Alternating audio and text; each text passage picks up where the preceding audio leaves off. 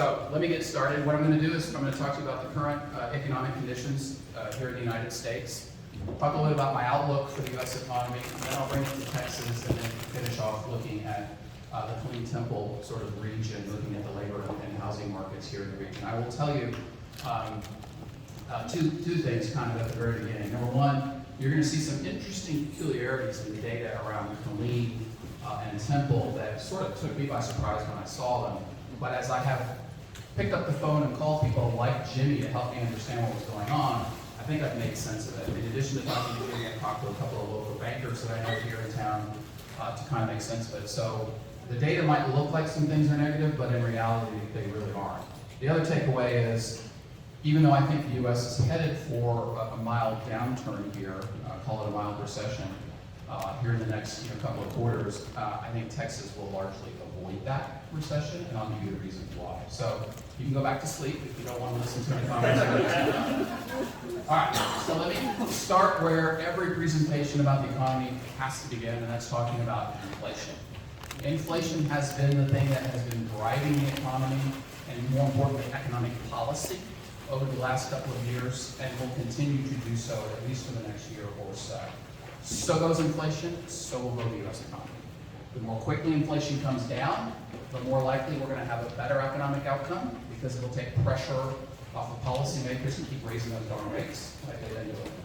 Similarly, if inflation is slow to come down, then it will put pressure on those same policymakers who continue to raise rates, keep them higher for longer, and we'll have a less desirable economic outcome of a slower economy. That's basically the punchline here. I'm showing you three different measures of inflation here. The blue line, the top, what was the top line, is so-called headline inflation, CPI, Consumer Price Index, comes out every month. And as you can see, from the peak around 9% in about a year ago, in July a year ago, it has come down rather well, down to 3.1%. This is pretty good news. So it's one of the reasons why I think there's a little bit of optimism that maybe pressure is starting to come off the Federal Reserve to continue to have to raise these rates. However, contrast that with more core measures of inflation that strip out the more volatile food and energy prices. So core CPI, which is your red line on the chart behind me, and then the so-called core PCE, or personal consumption expenditures measure of inflation. You'll see those have not come down nearly as aggressively. They've been much slower to come down. The one the Fed pays the closest attention to is the green line. This is their preferred measure. It's the one that we always talk about when I was there. It tends to be less volatile. It tends to have a little bit more accurate. You can see it generally runs lower than the other two measures. Again, that's part of the reason. But really, at the end of the day, the Fed wants to see these red and green lines back down around 2%. That's their goal. That's their stated target for inflation. So even though the headline numbers are making the progress down there, the core measures aren't quite coming down. So this is the backdrop. This is the thing that's going to continue to affect policy decisions and ultimately affect your industry, the housing sector, in the coming 12 to 18 months as we look forward. So diving a little deeper into the inflation data, because I always like to, a numbers geek. I like to kind of dive in and see what's really driving these sort of headline numbers and these core measures. And I'm looking at three indicators here that are really the biggest components of inflation and have been the pieces of inflation the Fed has said publicly they are most paying attention to. Let me start first with the green line. The green line is looking at service inflation minus housing. So all the services we consume out there, whether it be haircuts that we get, accounting services, you name it, all those services, what is the price of those services doing? As you can see, that has come down. It is still elevated a little above 4%, around 4.5%, so it's still way too high, but definitely moving down. Well, what's the biggest component driver of service inflation? Labor, right? It's wages. It's not commodities, because it's not a good that you're buying, it's a service, so people. So this is really kind of a nice proxy for what wage inflation is doing to overall inflation in the U.S. economy, and it's why the Fed has been paying close attention to it. The good news is it's moving in the right direction, and I think this gives me a lot of reason for optimism. The other two lines, the red and blue lines, are housing inflation, the cost of housing. And specifically, one is rent, which is straightforward. It's the cost of renting a home or an apartment. The other is what they call owner's equivalent rent, which is simply taking the cost of home ownership and translating that into rental terms. So your mortgage rate, on top of your premium, your principal payment, that they're calculating that and sort of saying this is basically the cost of owning that home for a month, kind of like renting a home for a month. As you can see, these two were much slower to roll over and start to come back down, and they still, even though they have definitely peaked, they're still a long way from the 2 to 3% range that we need to see them get to for overall inflation to come down. Why am I paying attention to the red and blue line?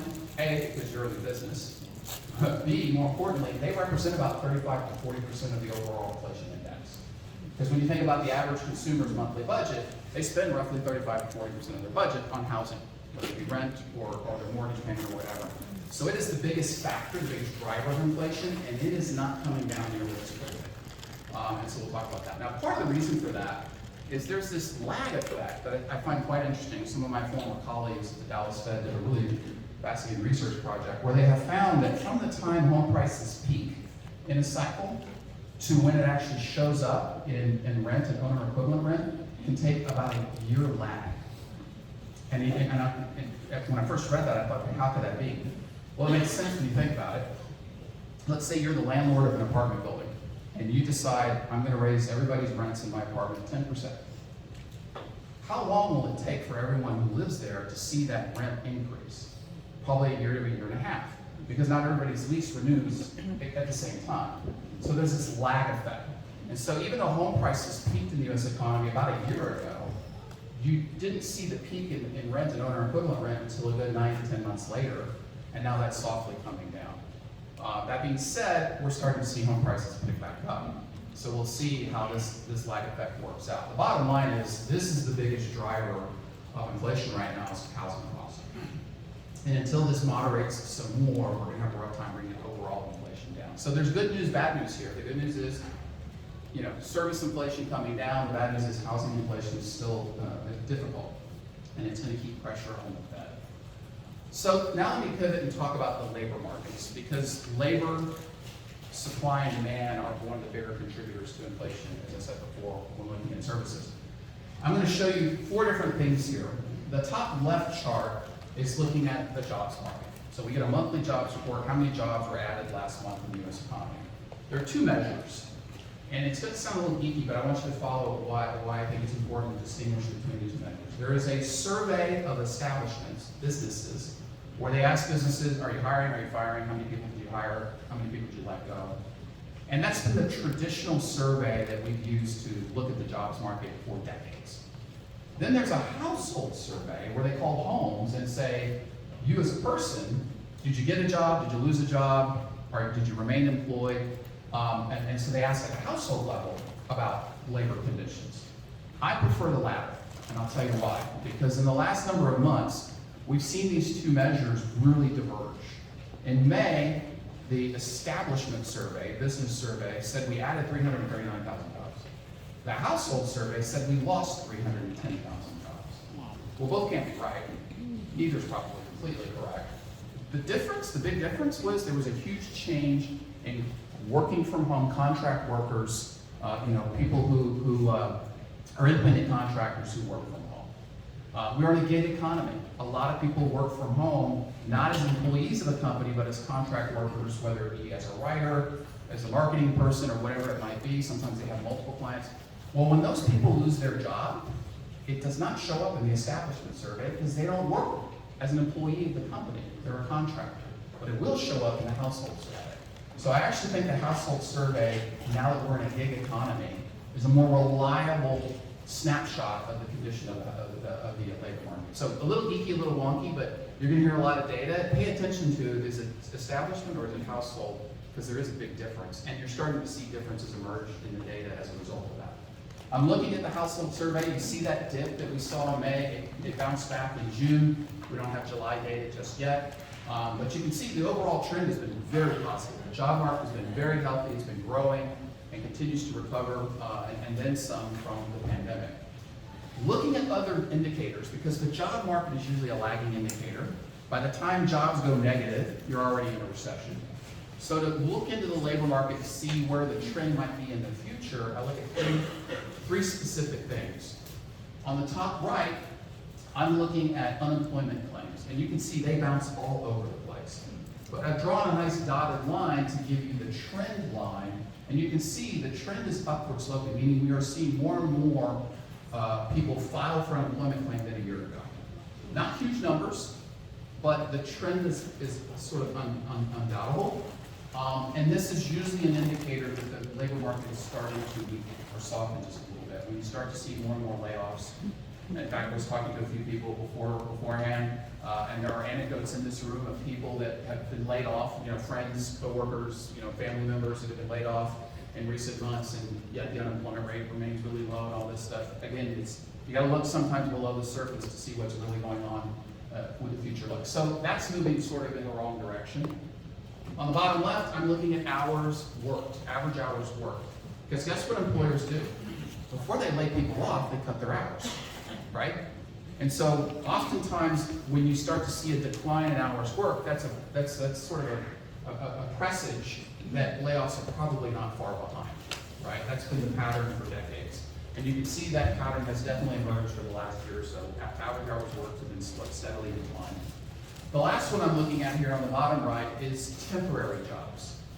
Guess what? Who are the first workers to go when employees lay off? Temp workers, right? Well, that has rolled over and been negative for the better part of over a year now.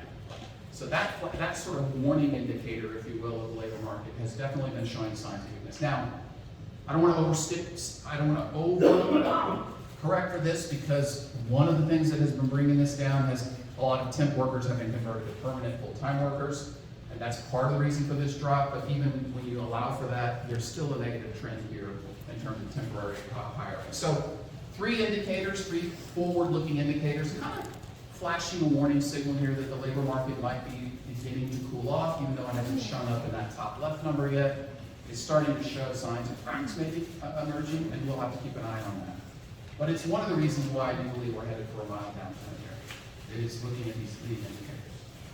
The other indicator that's really been driving things and driving inflation is this one here. This is simply the ratio of jobs open to unemployed people. So think of it as demand versus supply for labor. So we have 1.6 jobs open today in America for every unemployed person in America. That's pretty high.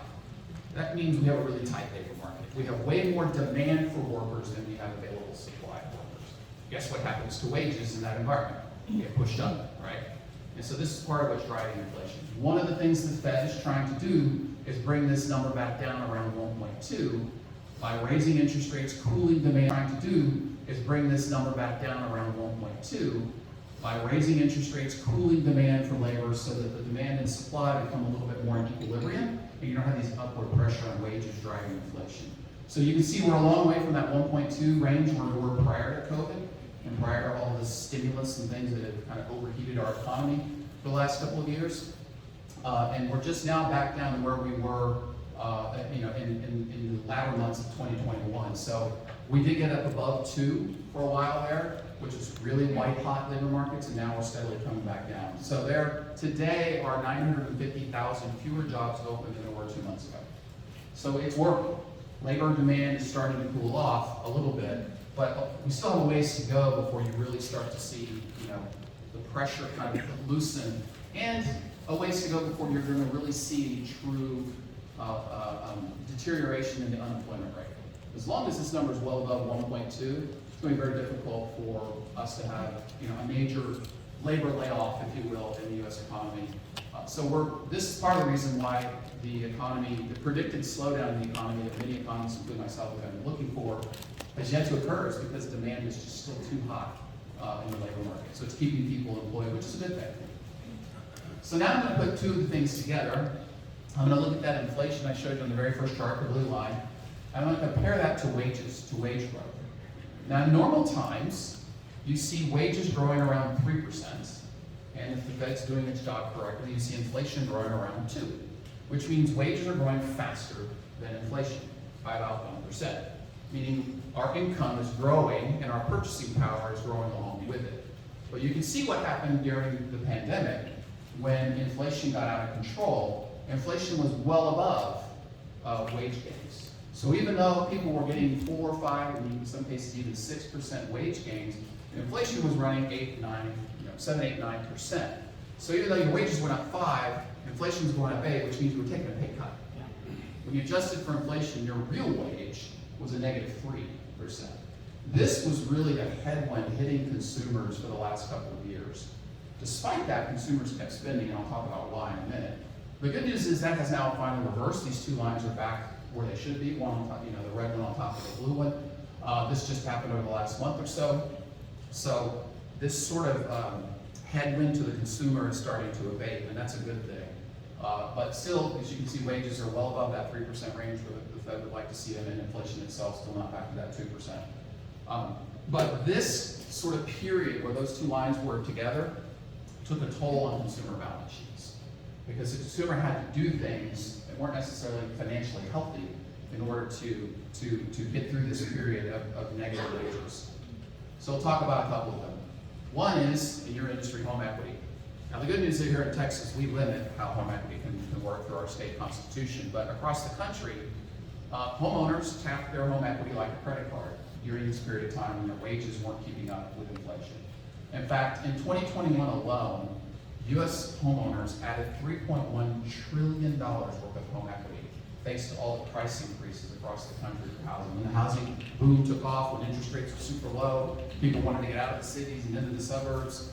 This created this huge swell in the prices for homes across almost every major market. And as a result of that, home equity grew with it. And consumers, because their wages weren't keeping up with inflation, tapped that like a credit card. Well, now you can see the run up, and now you can see it's starting to bleed off. What this means is this has sort of run its course. People have tapped that card. Now that home prices started to come down in many markets over the last few years, that equity has shrunk a little bit. So the available equity to borrow against shrank, and as you can see, not surprisingly, home equity lending, HELOCs, have been declining steadily since. So this thing that's been propping up the consumer is sort of gone. This powder has run out. The other one is credit cards. We are now over $1 trillion in consumer credit card debt in this country. Not a number to jump up and down and celebrate, but a number nonetheless. You can see the growth during the period of particularly of the inflation cycle, where people, to keep up their spending despite their wages not keeping up with inflation, they put it on the credit card. And they ran out their balances. And now you see those balances are starting to kind of plateau a little bit here at the very sort of top of the chart. Why? Because I don't know one financial institution that I've talked to in the last year that is raising credit card limits. Credit card limits are stuck, and consumers are now bumping up against those limits. So that's sort of playing itself out. So this powder is starting to run out as well. This ability to put it on the card and keep your spending is starting to run out. So this thing that's been propping up the consumer is coming to an end. And then lastly, remember all the helicopter money the government spread over the economy? The stimulus checks, the extended and enhanced unemployment benefits, all this stuff.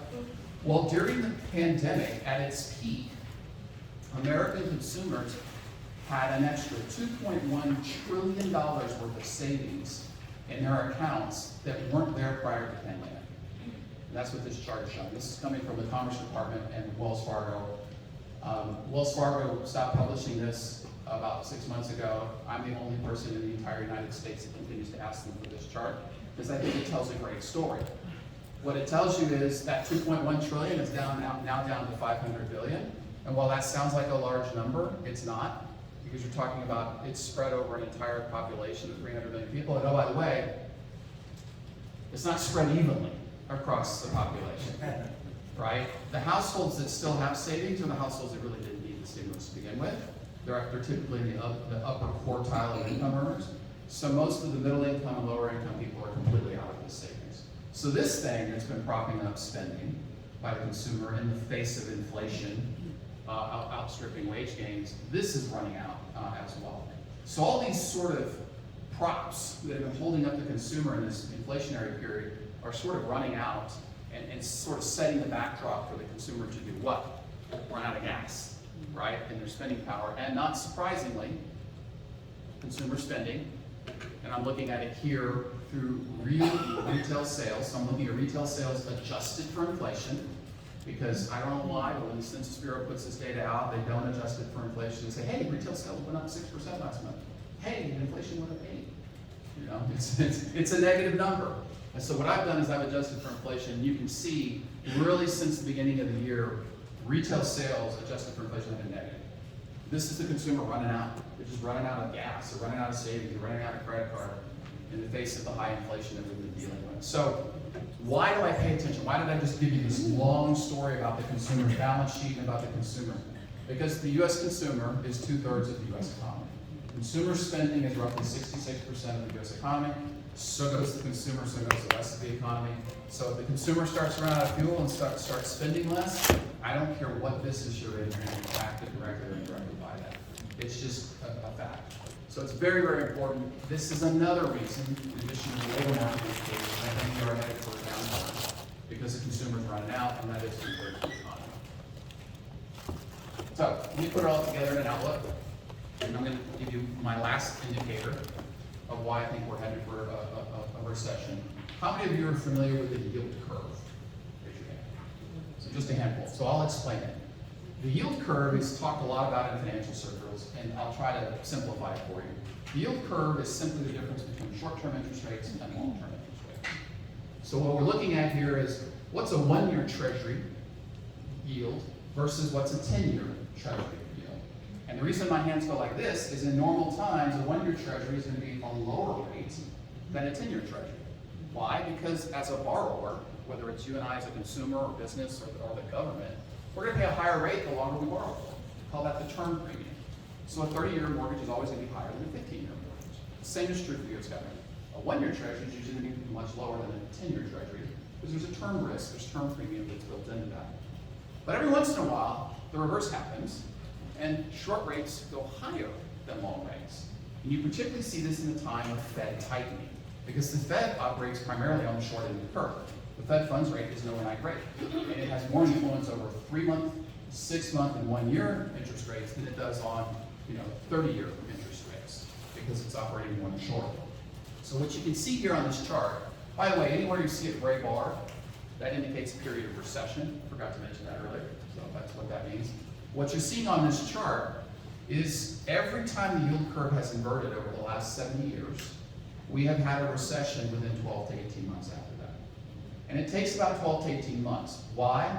Because financial institutions borrow in the short and lend in the long. They borrow from us in 3-month, 6-month CDs. They lend back to us in 5-year auto loans, student loans, 15 or 30-year mortgages, what have you. And so as long as it's upward sloping, they can borrow at a lesser rate and lend at a higher rate. They can make money. They can make yield, net interest margin, if you will, off of that. But anytime the opposite happens, they eventually have to raise their deposit rates to stay competitive and to keep the deposits in their bank that they can lend from. And when that happens, and it can't keep up with what they can lend it out at, their yield margins get squeezed, right? You can't make money on an inverted yield curve for very long if you're a financial institution, because your costs of funds are in the short and you're lending it out in the long, and all of a sudden those are inverted. So it affects financial institution behavior, which is to pull back credit, make it harder to get, raising interest rates, things like that. And so this inverted yield curve kind of becomes a self-fulfilling prophecy because of the way it affects financial institution behavior. As you can see, every time we've had an inversion, we've had a recession follow it. Similarly, we've never had a recession in the last 70 years that wasn't preceded by a yield curve inversion, including the pandemic. So I would argue, just like temp jobs rolled over prior to the pandemic, I forgot to mention that on that chart, the yield curve also inverted prior to the pandemic, which tells me we were headed for an economic downturn. COVID just got us there a lot faster and more dramatically than we otherwise would have. And so that's something to keep in mind. It's been a very accurate forecast. Right now, it's about 150 basis points inverted. It varies from day to day. The one reason I love this particular data point, unlike many of the other data points I gave you, this is never subject to revision. It's real time. You can go today, look on your app, your stock app, and see what's the 1-year treasury, what's the 10-year treasury at that moment. And you can see the inversion in real time. It's been inverted since July of last year when inflation peaked at 9%. The morning the inflation report came out and said inflation grew 9%, the yield curve inverted that very day. Why? because the bond market said that's it, that's going to have to slam the brakes on the economy. And so short rates went up much higher than long rates, and the yield curve inverted, and it has remained inverted, in fact, gotten more inverted since that time. Now, the one thing that the yield curve and the labor indicators I mentioned before, and even the retail sales numbers I showed you don't tell you is how deep will a recession be or how long will it last. So keep that in mind. It's sort of an on-off switch. Just so you're going to have one, it doesn't tell you how bad it will be. So I'll talk about that in a little bit. So here's the self-fulfilling prophecy of the yield curve. What I'm looking at here is a survey of senior loan officers from banks all over the country. And I'm looking at, are they tightening credit standards or loosening credit standards across several forms of credit. Anytime the line is above 0, it means they're tightening. The higher the line is, it means they're tightening even more. And anytime it's below 0, it means they're loosening credit standards. And you can see across the board, since inflation hit 9% a year ago, we have been in a tightening cycle. So even before the Fed started raising rates, we started to see this tightening cycle emerge. And you can see construction and development loans, 74% more banks are tightening than loosening. We haven't seen that number since the pandemic. And oh, by the way, if I take this chart all the way back to the financial crisis, you'd see similar levels for that particular measure. And you can see for C&I loans, auto loans, credit card, and mortgages, there's been a tightening cycle pretty much ever since we saw that inflation. So what is this? This is the self-fulfilling prophecy of the yield curve. It's what I'm telling you. Banks in an inverted yield curve can't make money as easily because short rates are higher than long rates, so they pull back on lending, they're more prudent about lending, they're tighter about it, and this is that tightening happening. And this tightening is effectively why the economy will slow down, because credit is being constrained. And credit's one of those things that causes an economy to heat up or cool down. And that's really the role of monetary policy. So this is really fascinating because you can see in real time how the inverted yield curve is affecting financial institution behavior, which then, of course, affects the overall economy. So this is the slowdown sort of emerging in front of our eyes. So my outlook is, I think I really have to change this. I originally was thinking that the recession could begin this quarter. I don't think that's going to happen. The jobs markets are still too tight. So probably in the fourth quarter, you're going to see this slowdown. A recession will begin and probably go into the first or second quarter of next year. So it won't be a long-lasting recession. It'll be a short-lived recession, and it'll be probably a shallow recession. Meaning you're not going to see the unemployment rate go to 7 to 10% like we typically do in a recession. You're going to see it more likely to peak 5% or lower. Why? Well, number one, we just had a recession. It wasn't that long ago. So a lot of the inefficiencies that build up during a business cycle, where businesses get a little too fat, get a little inefficient, and then they pull back and they go through this efficiency phase, often the typical business cycle that you see. We're not going to see that because we sort of cleaned house 2 years ago of all the inefficiencies in the economy after the COVID downturn. So we don't have a lot of inefficiencies that have built up in just 2 years. So there's not a lot of that to work off. Number two, it's a really tight labor market. Remember, I told you that before. So employers are going to be loath to let people go unless they really have to. They're going to hold on to workers a lot longer this time around than they normally would because of how difficult it was to hire them and retain them. And I'm not just making that up. I'm actually seeing survey data from several Federal Reserve banks where they've asked employers, are you overstaffed and do you plan to let go or keep your workers? And the percentage of employers that are saying they're overstaffed is growing. And the percentage of them that are saying I'm going to keep them is growing even faster. So it's sort of proof that employers are thinking exactly what I'm seeing, and that is we're going to hold on to the workers as long as we can. Now there'll be some that have to, and so the unemployment rate will pick up. But that being said, once the recession is sort of bottomed out and we start going back into positive growth territory, that labor market's going to go right back to being super tight again. Because we have a long-term secular problem of a slowing growth in our workforce. We simply don't have enough workers in the U.S. economy.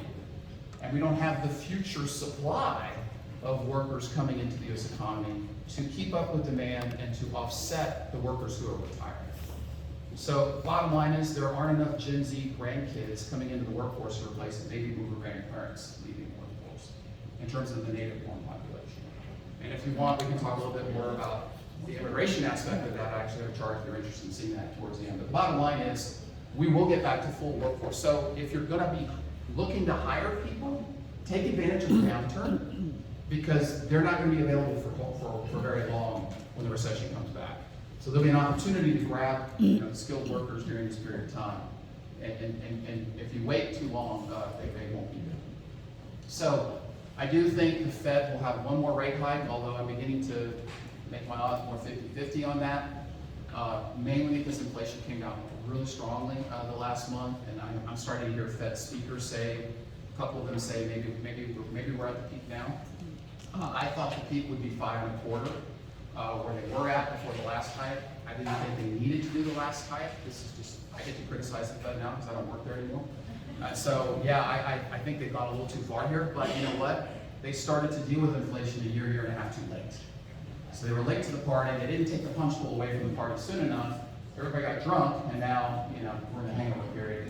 And the Fed's having to tighten more aggressively than they would have if they'd acted earlier, right? And so, and by the way, they've done this through the last number of inflation cycles. They've been a little too late. They convinced themselves, remember this, that inflation was transitory. And in truth, in the beginning, some of it could have been, right? COVID caused some inflation because supply chains got disrupted, factories shut down. The war in Ukraine caused disruption in supply chains. So you can think maybe those things are temporary factors. But once it enters wages and housing, those two things I showed you at the beginning, it ain't transitory. And they were still calling it transitory when inflation was at 8%, on its way up to 9. And I was kind of scratching my head going, yeah, it's not. But, there's a lot of smart people with that. So anyway, we are in that period. I do believe one more rate hike is pretty much where we're at this point. That being said, the Fed will not lower rates until the end of 2024 at the earliest, and maybe even early 2025. Why? How many of you remember the late 70s, early 80s inflation cycle? Yeah.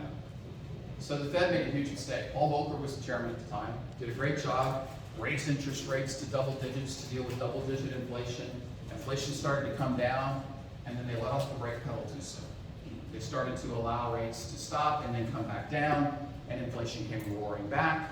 So they had to do a second round of inflation tightening that threw us into the recession of the early 80s that I know those of you who raise your hand remember very well.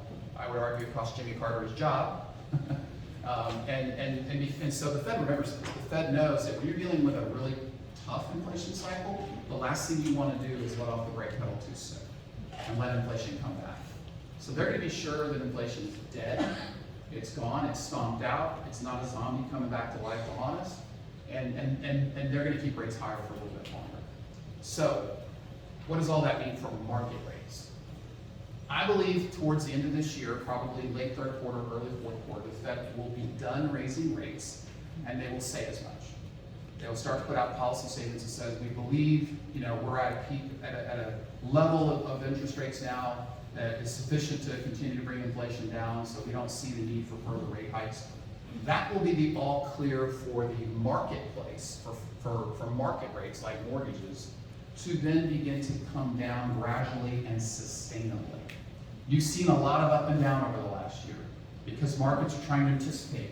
The Fed done? Are they not done? In January, everybody thought the Fed was done. I kept saying, no, they're not. Mortgage rates came down in January. We saw a little spurt in housing demand, and then all of a sudden, guess what? The Fed said, we're not done. And mortgage rates went right back up, interest rates went back. And so everybody's trying to guess the Fed, and until the Fed comes out and says, we're done, I think you're going to see a lot of this noise up and down. And then once the Fed says, we're done, then you'll see rates be able to matriculate down sustainably. They're not going to come down fast, because again, the Fed's not going to lower rates for at least a year. But just to signal to the markets that we're done, and that we're going to see what happens over the next year or so, we'll send a good signal to the markets that you can kind of see Fed policies peaked, and will likely start to come down, let's say late 2024, early 2025. Market rates will move in anticipation of that and start to come down ahead of that, but in a sustainable, controlled way. Now let me be clear, these rates are not going to come down fast, whether it be the Fed funds rate or even the market rates. And let me also be clear, for those younger folks in the room, we're not going to get back to 2.5%, 3% mortgages. Okay? If we get back to 2.5%, 3% mortgages, something really bad happened in the economy. I mean, like a pandemic bad, right? So this was artificial. If I had to best guess today, I think market rates will eventually sort of level out somewhere in that mid-4s to low-5 range. That would be sort of the sustainable rate. It would be up and down from there. But if I had to predict going out now, how long will it take us to get to those levels? Probably a good year and a half, if not longer. So this is going to be a slow sort of recovery, if you will, in terms of mortgage rates. And because of that, I think you'll see the housing market respond accordingly. There'll be a slow recovery. The good news is I do think we've bottomed in the housing market. I think the worst of price declines and stuff like that are behind us. But in terms of mortgage demand and housing demand, particularly in other states outside of Texas, I think, you know, we're still forming a bottom, and so I'm not 100% sure of that. So let's talk about Texas. Now let's talk about clean and temple. So what I'm looking at here is state by state job growth since the beginning of the pandemic. How many states have recovered all the jobs they lost? How many states have still not recovered all the jobs they lost? And you can see, if I showed you this chart about 6 months ago, roughly half the states were still below their pre-pandemic levels of jobs. Now it's about, what, a quarter to 30% of them. And there's states like, you know, Hawaii, DC, Rhode Island, Vermont, West Virginia, Arkansas, Louisiana, etc. And then you can see the states on the far right that have more than recovered the jobs they've lost. Texas being the 5th fastest, behind Idaho, Utah, Nevada, and Florida. This is percentage job growth. So when Florida and Texas are growing, you know, at around 5.5 to 6, or yeah, around 6.5% to 7%. That's a big number, right? Because they're big populated states. When Idaho grows at close to 10%, it really doesn't matter because who lives in Idaho? It's a small number. I'm kidding. But you can see the move to the mountain west and to the south, right? Now this pattern's been going on for a long time, but I put Killeen Temple on here as if it were its own little state. It would be tied for 9th with Montana, probably about the same size in terms of total jobs. But you can see that the Killeen Temple area has done quite well in terms of recovery of jobs, and Texas has done even a little bit better. So this is one of my big reasons why I think Texas will avert recession, because this phenomenon is continuing to occur. And oh, by the way, even though some of these patterns existed before the pandemic, they accelerated during the pandemic. And why? Because people moved. Now, these migration patterns I'm showing you on this map, again, they were in place before the pandemic. But an interesting thing happened because people figured out they can work from anywhere. A lot of jobs. People started to move, not where the job was, but where they wanted to live. And so you saw these migration patterns actually accelerate in the midst of the pandemic. There were more people moving in 2021 and 2022 than prior to the pandemic. Moving from the same places to the same places as before, but in greater numbers. The red and yellow states are states that are bleeding jobs. They're losing workers. Many of them were the states I showed you on the far left of the previous chart. So the reason they haven't recovered, they don't have the workers to recover with. They left. They went to other states. The light blue and the dark blue are the states they're going to. Now you'll see, surprisingly, Louisiana and Mississippi are there. California, Illinois, New York, probably not a surprise to many of you. If you can work remotely, why the hell would you live in California? I mean, just the tax burden alone should be an incentive. Oh, by the way, some of the dark blue states and light blue states, Tennessee, Florida, Texas, Nevada, guess what they have in common? No state income tax. People are doing rational things. They're moving where it's economically better for them. And this is affecting the difference in the economic recovery from the pandemic, and I think will continue to affect a different experience in the looming recession that I think we're heading into. The dark blue states are going to avoid recession. Why? Because the workers keep moving in, and it's going to continue to drive growth for housing, for restaurants, for warehouses, all the things we need to support a growing population, right? So this is a big factor. By the way, another factor that drove the difference here, age demographics. We saw the prime age workforce, 24 to 54, pretty much has fully come back to work in the United States. The 55 to 64 and the 65 plus workers have not fully recovered. Bottom line, they retired early and many of them have not come back. So the states that have a higher concentration of older workers have tended to recover more slowly than the states that have a relatively younger workforce. The exception to that is Florida. Florida does have a slightly older population, but because of the in-migration, it's been more than offset. But many of the states in the far left, like Vermont, West Virginia, they have average higher ages in their workforce. Maine is a perfect example of that. They have higher ages, and because of that, their workforce has not fully come back like in younger states. So that's another phenomenon that's been driving this. It's been quite interesting to see. So just looking at the major metros here in Texas, you can see this is just looking at growth this year through May, so not throughout the entire pandemic. All the cities in Texas have more than recovered all the jobs they lost during the pandemic. You can see that Paso and Corpus Christi are growing a little bit slower. San Antonio is never at the top of this chart. San Antonio typically grows right around 2–2.5%. It's usually Austin and Dallas and Houston that grow a little faster, but it's not playing out that way this time. Big part of that reason is a lot of these cities are just out of labor. There's a 2.6% unemployment rate in Austin. I call that the unemployable rate. Those are the people that just can't work or for whatever reason don't have the ability or skills to work. So the only reason Austin's not growing faster is they don't have a workforce. San Antonio has a little bit more labor slack, labor supply than the other cities. But these are still good numbers because the average 30-year run for job growth in Texas is right at 2%. The same 30-year average for the U.S. is 1%. So typically Texas is growing a full percentage point or twice as fast as the rest of the country, and you're seeing that at the MSA. So right now, anything above 2% is extraordinary growth. It's above average growth, and so we're seeing that. The other reason why I think Texas will avoid recession is this. I'm looking at leading indicators. I won't bore you with all the things that are in these leading indicators, but they're widely used. The red line is the U.S. leading indicator, and you'll see it's slightly below zero, indicating a mild recession is likely in the forecast, right? Look at the blue line for Texas. It's nowhere close to zero, and it's bobbling along pretty well. It's come down, everything's cooled off, but it's still well above zero, which tells me that Texas is not set up for a downturn. So again, another data point that I'm looking at that tells me Texas is probably going to avoid recession altogether, and very certainly that. Now, we'll slow down because we are part of the U.S. economy, but we won't go into a recession. It'll just be, instead of 2.5–3% job growth, it might come down to 1.5% job growth or something like that, which will feel slow. It's slower than average, but it's still growth. It's nothing to freak out about. My former colleagues, the Dallas Fed, think job growth in Texas will be right around 2.8% by the end of this year. It is cooling off, but it had to cool off. We reabsorbed all the labor that went unemployed during the pandemic, and now we're getting down to a limited labor supply. And the big reason it's above 2% is because people are moving here, and that's fueling our growth. It's a very different picture for the U.S. Labor outlook.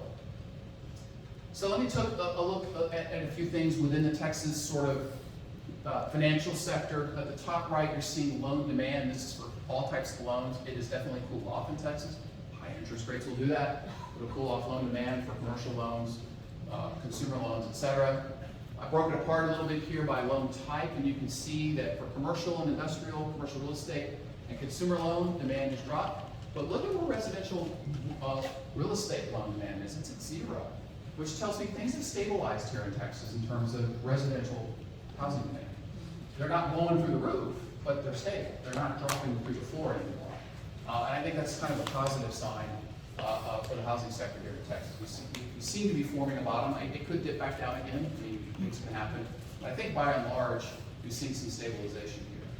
Now we're looking at non-performing or delinquent loans. You can see that everything's picking up in terms of that, but if you look at it, we're getting back in many cases to delinquency levels we saw prior to the pandemic. So again, delinquencies are picking up, consumers are definitely overextended, we're going to have to watch that, but they're not showing signs of going through the roof like what we saw during the financial crisis and things like that. They're relatively stable. So overall, we are seeing that, and this will continue to put pressure on financial institutions to be tight with their lending standards as their delinquencies pick up, but nothing to be concerned about. Let's pivot to the local area. Okay, so what I'm looking at here In terms of job growth, Killeen and Temple, which is the blue line, is growing a little bit slower than Texas, but faster than the US. So the US is the sort of teal line at the bottom. Killeen Temple's the blue line, and you can see some of the other MSAs I've got up here. I've got San Antonio, Austin, and Dallas, Fort Worth. Bottom line is it's well above the pre-pandemic levels, but it's a little bit slower growth. I'm going to unpack a little bit why. I've noticed, particularly on that blue line, things have really kind of flattened towards the end, yet the population in Killeen Temple continues to grow. So I'm struggling to understand how. And I heard it this morning 3 times, and Jimmy and the bankers I talked to here have also told me this. People are working in other cities but living here. There's a bus to Tesla now, right? I heard that 3 times this morning. Well, guess where that job gets counted? It's an Austin job. The person lives here, so we're going to have to filter through some of this noise. You're becoming a little bit of a bedroom community, kind of like New Braunfels, is for the San Antonio, Austin area. By the way, New Braunfels was the fastest growing city in 2021 in America. Pflugerville was number 3. Leander was like number 5. So the bedroom communities are booming here in Texas, particularly in the I-35 corridor, right? So you're becoming that, it looks like, to some extent. So let's look at the labor market. So again, I can see that it's basically showing you the same line I showed you in the previous chart. It looks like it's flattening out. We're looking at the unemployment rate here for Killeen Temple. It's ticked up just a little bit above pre-pandemic levels. So when you look at it on paper, it looks like Killeen Temple's labor markets aren't quite as healthy as the rest of the state. But again, I think there's some anomalies here that are going on. It's certainly not jumping through the roof or anything to be worried about. And then wages are coming back to earth. And I think part of this is because it's being skewed by people finding jobs in other cities. So let's be careful not to overread it.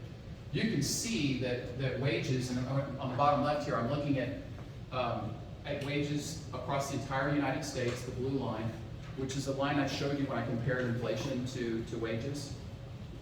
And I'm showing you the growth of wages here in the Killeen Temple area. And you can see that for much of the pandemic and post-pandemic era, wages here were growing faster than the nation by a lot. And then it's sort of slowed down. Well, if a person quit a job here and took a job at Tesla, the jobs that were still here may be lower wage jobs, and therefore this could be skewing it. So people actually leaving to find higher paying jobs in other cities, commuting, will skew this data, and that's probably what's going on. So I don't believe that wages in this area at the household level are necessarily going down, but in terms of the employment surveys, they look like there are. So we'll keep an eye on this data, but again, I'm looking at this number, population growth, and it does not jive with those previous charts. Your population would not be growing if there weren't jobs and people moving here and incomes were rising and stuff like that. So the population continues to grow here. I think you're just seeing some of these anomalies with people working in other places and living here, which is good for the housing sector here, right? Because it means people are staying here, buying homes here, even if their employment is somewhere else. Mortgage demand, I think, across the nation seems to be stabilizing. I want to call it maybe a bottom. I don't feel like it's getting a whole lot worse, but we're not getting any better either. Right? It's not jumping back up. And until interest rates stabilize and come back down sustainably, I think you're going to see this pattern kind of continue of bottoming out. That's looking at it nationally. Listings here in the Killeen area are picking back up after a bit of a lull. Some of that's probably just because you have a pretty transient community, and people have to move when they have to move. When they get reassigned by the military, they have to move. And so some of this could just be that picking back up. Across the nation, you're not seeing this happen. Why? Because people have golden handcuffs. They got put in 2.5%, 3% mortgages, and who wants to buy a new home at 7%? When you're sitting in a 2.5 or 3. So you're going to continue to see sort of tight housing markets across the country, but it is loosening a little bit here in the Killeen area, which is not all bad. Looking at home prices, this is fascinating. So the national average is the blue line. It looks as though we bottomed in the first or second quarter of the year, and now home prices are picking back up. Y'all really never bottomed. Y'all continue to go up in terms of home prices here. So that tells me supply and demand are very healthy from a building perspective, and now there's a little bit of a tick down. It can be noisy data, but you can see the pattern is pretty strong, and I think it's positive. Comparing that same line, again, Killeen Temple in red, the rest of the U.S. in blue, the rest of Texas MSAs in these other colors, you can see that since I indexed this back to 2015, since 2015, home prices in Killeen Temple have grown faster on a percentage basis than the rest of Texas, including Austin, which really blew my mind when I looked at this. I did not expect to see that. Why? Because Austin prices were already high in 2015, and they've grown, but the percentage growth is not as strong as here. So when I say that you stand out on the metrics of these tools that I use as a hot housing market, they actually have heat indexes. This is a hot housing market by every measure, and the prices indicate that. The supply and demand fundamentals are very strong in the Killeen area, Killeen Temple area. Looking at delinquencies, the light blue line is the thin line is the United States. Killeen Temple is the dark blue line.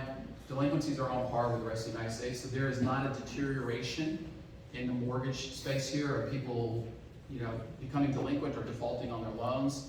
It's picking back up, kind of like with the rest of the US, but look where it was prior to the pandemic. We're nowhere near pandemic level, pre-pandemic levels of delinquency, and those were healthy levels. Okay, we weren't worried about the mortgage industry melting down prior to the pandemic. So we're a long way from normal, and we're going to continue to see over the next year or two this what I call great normalization of delinquency rates that were artificially kept down with all that stimulus money. Nobody was late on their mortgages or car payments or anything. We never getting checks from the government. And so delinquency rates are picking back up, but they have a long way to go to be normal again. So again, healthy signs overall. So let me stop there. Go ahead, take your phone off. No, let me stop there and see what questions you have I can avoid answering. Please. Questions?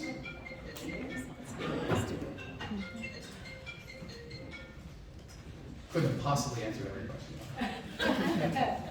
Nope. Yes, sir. So, in first, second quarter of 21, didn't we have negative GDP growth? We did. Great question. When I went to school, they said that was. So a lot of people thought we were in a recession because the lay definition of a recession is 2 consecutive quarters of negative GDP growth, right? That's sort of the general rule of thumb. But it's not the technical definition of a recession. The technical definition of a recession has 6 indicators.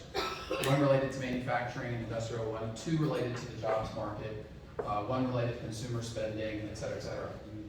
Several of those were negative, but the jobs one never went negative. You cannot have a recession when there's job growth.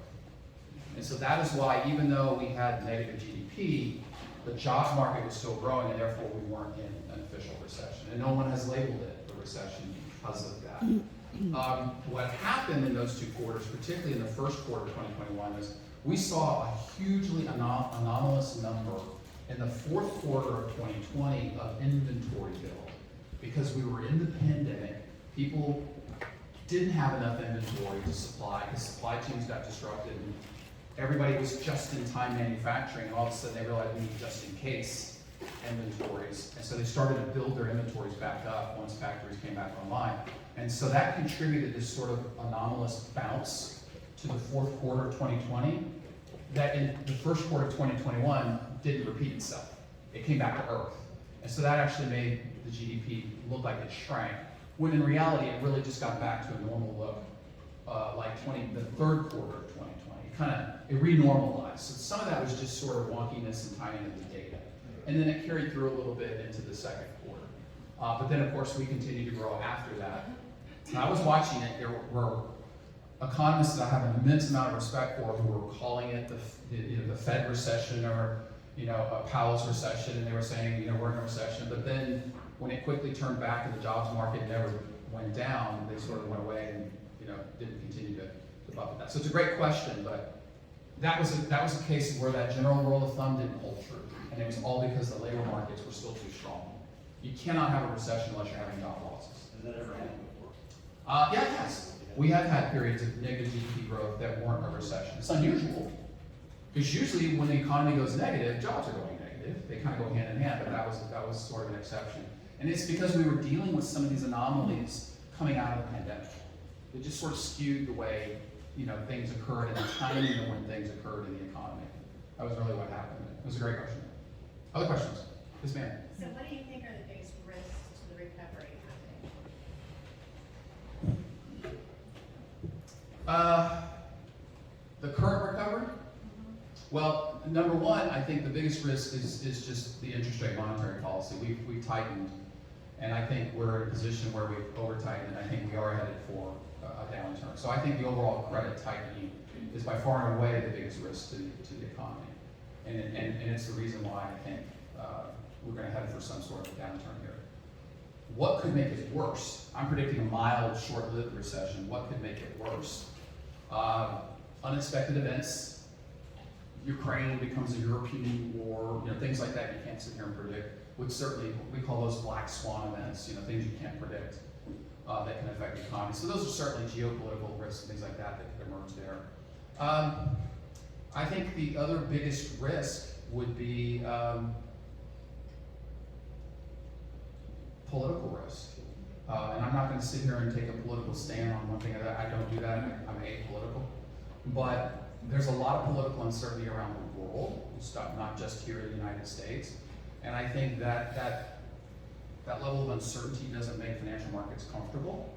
And as a result of that, you are seeing bond pricing reflect that new risk. And if bond prices permanently shift higher, because there's political risk now in the calculus, that's going to slow the economy down. And that's not just in the immediate term, that's over the long term. Oh, by the way, we got downgraded by one of the major ratings agencies, and it had all to do with the gamesmanship that was being played about the debt ceiling. Made the markets nervous that we might have done a technical default. And anytime you get close to defaulting, even if you don't default, your credit score goes down. The nation's credit score went down because we were playing political gamesmanship with something that we can debate whether we should have done it or not done it, but they weren't doing it the way that would have been constructive and helpful, which is getting our fiscal house in order, getting our income to match our expenditures at the governmental level and not continue to deficit spend forever. That's probably the biggest longer term risk I worry about. So in fact, I don't have the chart with me. But if you ask me my son's 21 years old, he's in college. If you ask me what worries me about his economic job future, it's the fact that we are running deficits and debts in the United States that are not long-term sustainable. There's a concept in economics called crowding out. When the government is crowding out the private sector in the credit markets, because there's only so much supply of credit. And if the government's hoarding more than its fair share, it means less credit for the rest of us. And when there's less supply, vis-a-vis demand, what happens to the price? It goes up, interest rates go up, right? And that has a cooling effect on the economy. And if you want a perfect recent example, look at Greece. Greece started to overextend itself, became a problem. This is going back 10 or 12 years, if you remember the episode. I think Greece is a microcosm of where we could eventually head because that crowding out happened. The government was overextending itself, it was deficit spending, and oh, by the way, the unemployment rate there was 20, where we could eventually head because that crowding out happened. The government was overextending itself, it was deficit spending, and oh, by the way, the unemployment rate there was 20-something%. So the higher the debt burden, so debt to GDP ratio, just like debt to income ratio for a home. So if you're going to qualify somebody for a mortgage, you look at their debt to income ratio. Same thing for a country, debt to GDP ratio. Our debt to GDP ratio has already gone through the number, roughly somewhere between 80 or 100, meaning we have more debt than income. So 100 means you basically have as much debt as you have annual GDP. Anytime you get to that 80 or 100, you see this crowding out effect occur, and unemployment rates naturally go higher in those countries. We're getting away with it. Why are we getting away with it? Because we're the preferred safe haven of the world. When there's uncertainty in the world, people come to the U.S. Treasury. And as long as that's the case, we're going to be able to run debts and deficits higher for longer than other countries could, because foreign investors still flock to our Treasury, keeping the rates lower, right? But as soon as there's doubt in our ability to repay that, or our willingness to do a default on that, all of a sudden that goes away, and the bond markets will discipline our fiscal policy authorities and force their hand, and if that happens, it will be calamitous. I worry that in 5 to 10 years, we're going to have such an episode where the bond markets say, y'all are no longer on a sustainable path. We're going to punish you with higher rates because you just became risky. And that changes the economic landscape in the future for future generations. That's my biggest fear, is we don't get our fiscal house in order. Most people get the crowding out effect concept. Most people get that high government debt is not a good thing, but they don't understand the transmission mechanism, which is this crowding out effect. That high government debt means higher credit and interest costs to you, which means you're going to be able to consume less. Businesses will be able to invest less because the cost of capital has just gone too high because the government's out there hoarding it. If you want to know the secret number, generally, if the government is deficit spending more than the GDP is growing, they're spending too much. So if the GDP is growing at 2%, you want to see the deficit growing by 2% or less. If the GDP is growing at 2% and it's growing higher than that, that means they're crowding out. The only reason we haven't seen the crowding out kicked in is because a lot of foreign money continues to come into the U.S. Treasury and buffets that. They're getting away with it. But they can't keep kicking that can down the road forever. There will be a judgment day in the bond markets, and that is probably the single biggest risk I see to the U.S. economy. But it's not in the near term. It's probably not something that's going to happen for at least 5 or 10 years. It's going to take a while for these things. But the little credit downgrade we saw is sort of an early indicator that the bond markets are starting to get wary of our ability to maintain our debt. Yes, ma'am. With your predictions, looking at next year being an election year, is that taking that into account, or how would that affect it if not? So I don't think the political risk is so much about elections and which party wins or loses, which candidate wins or loses. It's more about what are the implications of that to the debt. Are you going to have people so the president can't default by himself. Congress would actually be the ones, because they have the powers of the purse string, right? They're the ones that make fiscal policy. If Congress were to be reshaped and people were to come into Congress who said, let's have a technical default, that would be political risk.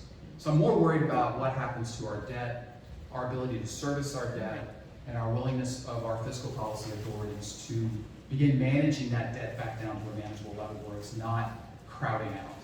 I apologize. I meant more of our immediate market forecast for like the next couple of years. Candidly, in my 17 years of doing this now, I have rarely seen an impending political election affect economic outlook. I mean, yes, on the margins there are certain policy changes that could occur, could affect this industry, could affect that industry, but broadly a political election does not affect the overall economy in the short run. Right. Now, if massive changes occurred in policy 2 or 3 years later, you could see some effects on that. But even that, I typically don't see, because good news, bad news. The bad news is we have a frozen Congress, right? It gets very little done because both parties can basically stop the other. The good news is we have a frozen Congress that keeps one party from doing something crazy or the other, right? And so because of that, I just don't have a whole lot of pessimism that anything bad is going to come out of a political election. I'm more worried about the inability to deal with our debt and deficit picture and the longer term implications of that. That's my bigger fear. Thank you. Yes, great question. Other questions? So I will show you the one chart because I kind of did allude to it. It's actually my favorite chart.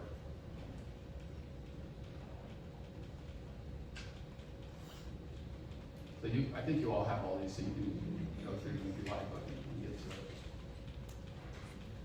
to it. So going back to the labor markets, I think this chart is fascinating. This is not a political statement. It is a demographic economic fact. Okay, so don't shoot me. I'm looking at both charts show you the growth of the U.S. workforce. So let's take the one on the right. The higher the overall bar, the faster the U.S. workforce is growing. The lower the bar, the slower the U.S. workforce is growing. Then within that growth, what's comprising the growth, going back over the last number of decades? Two things grow an economy: growth in the workforce and growth in the productivity of the workforce. Productivity can be enhanced by education, skills training, infrastructure that makes people move and get things around faster, more efficiently. You know, there are a lot of things we do to improve productivity in an economy. Labor force is simply people, right? It's simply the population available to work and able to work. And you can see that we had a sort of a jump in the labor force growth in the mid-70s and '80s that was fueled by what? Any guesses what fueled this jump in employment growth in the United States? Women entering the workforce. Women really started entering the workforce in the mid-70s, mid-80s at a much faster clip than men. So in other words, the ratio of women to men in the workforce was growing, and that was adding workers to the workforce and was why the U.S. economy grew much faster in the 70s and 80s than it is today. The workforce was growing at a faster clip. And you can see the makeup of that, the sort of light gray line, is native born. So the bulk of the growth of the U.S. workforce in the 70s and 80s came from native born workers. Women, in particular, entering the workforce and helping fuel our economic growth. You can see over the last couple of decades and looking forward into the next decade, not only is the overall growth rate shrinking, the makeup of that growth is changing dramatically. And this is that baby boomer Gen Z thing I talked about before. The native born contribution to the workforce today is a net negative number. The native born growth in the U.S. workforce is a net negative number. More baby boomers are leaving than Gen Z grandkids coming in. Demographic fact, just not right. The only thing causing the U.S. workforce to continue to grow positively and therefore give us economic growth is workers who are immigrants and children of immigrants coming into the workforce. And you can see that continues over the next decade or so as we project this out. This is not a political statement. Bottom line is this: if the economy grows through growth in the workforce and growth in productivity, if you're not growing the workforce, you're fighting the economic battle with one arm tied behind your back. We have to have some growth in our workforce to maintain any reasonable level of growth. One of the big reasons why many forecasters predict this economy will grow below 2% for the next 2 decades, that's the peak ability for the U.S. economy to grow, it's because of this. The workforce is not growing fast enough. So we can debate immigration all day long. I'm just going to simply posit to you, we need the workers.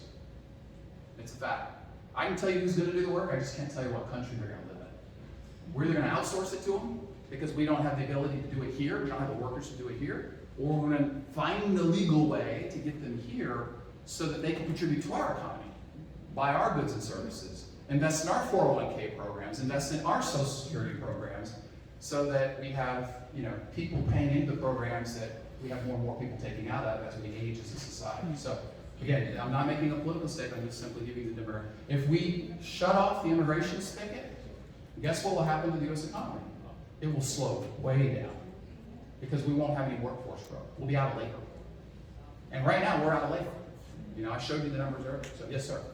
When you say immigration, are you including undocumented workers in that number as well? That's correct. And if so, how do we gauge that? How do we know that? So they are included in here. This research is not biased towards legal or illegal. It's just who are people who are working in the United States at one point here, and their children as well. So there are different measures that separate that out. I don't have that data at my hand. Yeah, I guess my question: if they're undocumented, how do we know they're there? I mean, actually, believe it or not, there's surprisingly good information out there on that. It's not necessarily at the individual level, but we can look at things like remittance payments going back home consistently and derive from that there's someone in the United States working whose family's in Honduras. Right? Because this country's been built on immigration, no question. That's always been where we've got most of our. The bottom line is, my personal opinion, this is getting a little political, but it's really more an economic argument. We need a legal, merit-based system that matches supply with demand.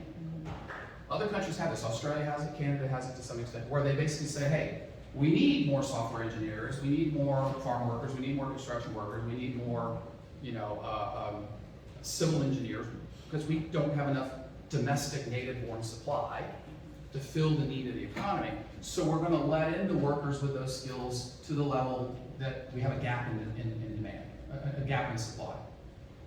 other countries have figured out how to do this. It doesn't seem like it should be that hard, but we have more of a family-based immigration system that once a person comes in, the whole family gets to come with them, and that's not necessarily based on good economic rationale. It's more, and I'm not trying to get into the debate, but from an economic growth perspective, it would be nice to see us bring in the workers who have the skills that we cannot supply domestically to help companies grow here. And oh, by the way, we need someone to pay into our social systems. Because we have more and more people taken out as they get older, and this would help, right? So there's a lot of implications to this, but, you know, that being said, both parties in politics have had the opportunity to address this, where they control the White House and Congress. Neither have done it. I'm jaded as to why that is. I think they like having the football to kick around more than they like solving the economic issue. I only bring it up because it screams at me when I look at this chart. It screams at me that we've got companies who can't find workers. And there are plenty of people around the world. And oh, by the way, whether we want to admit it or not, we're in a global war for talent. Other countries are stealing our talent now. Many of the countries in the Middle East are offering big dollars for people to go be engineers in Dubai and places like that. So we're just going to have to wake up one day and realize it's a global war for talent, and we need to compete. And oh, by the way, I think we have a pretty competitive advantage. We just need to decide whether or not we want to do it. The economy means that every business knows this. Unfortunately, every legislator knows it too. When you talk to them privately, but it's just an issue. I only put it out there because these are things that the Texas economy is bumping up against. I mean, Austin's a great example. There's not enough labor in Austin. Other questions? Sorry, I didn't mean to get political, but I'm just giving you the demographic.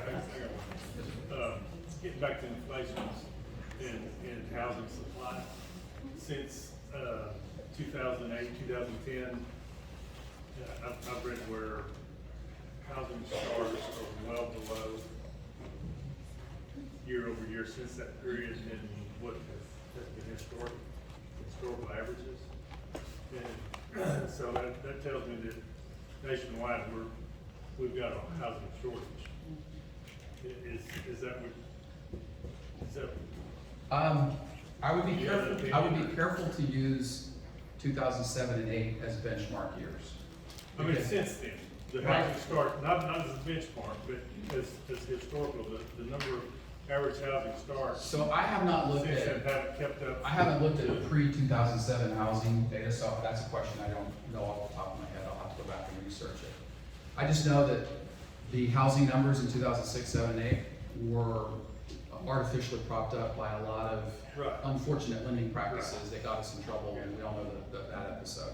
So I don't use that as a good benchmark of what's normal, but I'll have to go back and look at what the early 2000s looked like and compare that to where we are today. If it indeed is lower, part of that is our population's not growing as fast across the country. So, you know, I showed right here, you know, it's not growing as quickly. New household formations are definitely down because again, there's less kids going out there. And even then, they're starting households much later in life. And so you're seeing a lot of changes demographically that I think are part of that backdrop. But as you know, the housing story is a local story. And so the good news for everyone in this room is despite those national cooling trends, we're in Texas. And people are moving here in droves. And it's not just Dallas and Fort Worth and all that. They're coming here, they're coming everywhere. And that's going to continue to fuel the growth in our regions. Well, I was just wondering if that was the case, if starts are low and they should, you know, continue to pick back up if they get back to a normal trend line, you know, like I said, before that period. Is that gonna have, what kind of effect would that have on the Fed's preferred inflation rate, which Well, I mean, housing's such a big part of it? housing is part of the economy, and again, if housing were to get overheated and the demand for housing, kind of like what we saw during the pandemic, you know, pushing prices up, that would put pressure on the Fed to either keep rates higher for longer or even raise them more, because housing costs is a big part of inflation, as I showed you in the very beginning. So, yeah, but I don't see that manifesting like you described. And my reason for that is, number one, we've cooled off a lot of the speculative nonsense that occurred in the 2000s, leading up to the financial crisis. But also, the reason housing is growing much slower than before is because the workforce and the population is growing much slower than before. I think it has less to do with economic policies and economic trends, it has more to do with just demographics, basic demographics. But those demographics are highly regionalized. So if you're Florida, Texas, Tennessee, and all that, you're looking at robust, strong housing demand. Right now, I mean, I'm big bullish on multifamily in Texas for the next 3 to 5 years because cost of housing is much higher. You add interest rates and the price of the home together. Texas went from being a home ownership state to a renter state real fast, like over a 2 to 3 year period. I don't think that reverses in the next 3 to 5 years quickly, for the reasons that we've talked about. We are in the multifamily development business at SWBC. That's one of our other divisions. So I did a research report on it. If any of you are interested in seeing it, I'm happy to show it to you. But I think we're headed for an undersupply of multifamily in Texas because people are still moving in, and we've shut the spigot off for new development thanks to these high interest rates. We have a rough time getting financing, and we've been in this business for 15, 20 years and have never failed or defaulted on anything. But everybody wants the LTV ratios to be 50-50 now, higher interest rates. It just doesn't make financial sense to do these projects. And so now you've got cooling and supply, which is part of what the Fed was trying to do. But with more demand moving in every day, I think all the major metros in Texas, with maybe the exception of Austin, are going to be in an underbuilt situation in 2 to 3 years. Because there's no new supply coming online. And if you can put something in the ground starting today, and it comes up for, you start leasing out in 2 to 3 years, you're going to be the only new property in town. Because nobody else is able to build right now. Are you thinking primarily complex, larger complex? Yeah, I'm talking about multifamily. Yeah. Not duplexes and stuff like that, but the larger multifamily. So the supply and demand fundamentals are pretty strong for Texas. Now, it's a very different story in San Francisco, in LA. People are leaving. In fact, the number one pairing of people moving from a city to another city last year was from LA to Dallas. More people made that move than any other 2 city combination. Number 2 was New York to Tampa. So people leaving these large cities. So office space, retail, multifamily in those markets, I'm a little nervous about. Retail and multifamily in the states they're going to, keep building. That's sort of what I'm seeing. Very regionalized. I think different economic policies at the state level, like tax policies, have a big effect on that. But also weather, climate, cost of living are also big factors. Other questions? Great. Thank you so much for your time and attention. Appreciate it.